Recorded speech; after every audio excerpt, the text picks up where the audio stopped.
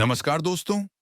आज हम आपको भारतीय इतिहास के एक महान सम्राट अशोक महान के बारे में बताने जा रहे हैं। सम्राट अशोक के बारे में जानना सिर्फ इतिहास के दृष्टिकोण से नहीं, बल्कि हमारे समाज, धर्म और सभ्यता की समृद्धि के बारे में भी महत्वपूर्ण है। सम्राट अशोक का नाम भारतीय इतिहास के पन्नों में स्वर्णाक्षरों से लिखा गया है। लेकिन क्या आप जानते हैं कि अशोक का जीवन एक बहुत बड़े बदलाव का प्रतीक है? सम्राट अशोक का जन्म 304 ईसा पूर्व में हुआ था।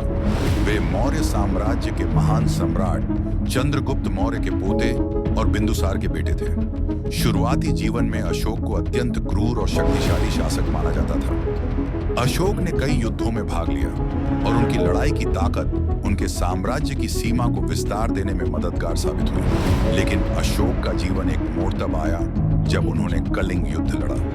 कलिंग युद्ध, जो आज ओडिशा के क्षेत्र में हुआ था, एक भयानक और रक्त रंजित युद्ध था।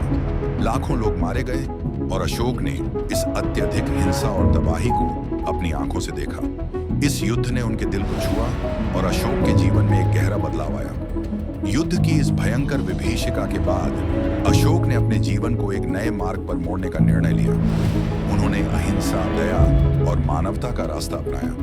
अशोक ने बौद्ध धर्म को अपनाया और इसके सिद्धांतों के अनुसार अपने साम्राज्य में शांति और अहिंसा का प्रचार किया। यही वह समय था जब अशोक ने धम्म की नीति को बढ़ावा दिया, जो न केवल धार्मिक एकता को बढ़ावा देती थी, बल्कि समाज में नैतिकता और शांति को भी सुदृढ़ करती थी।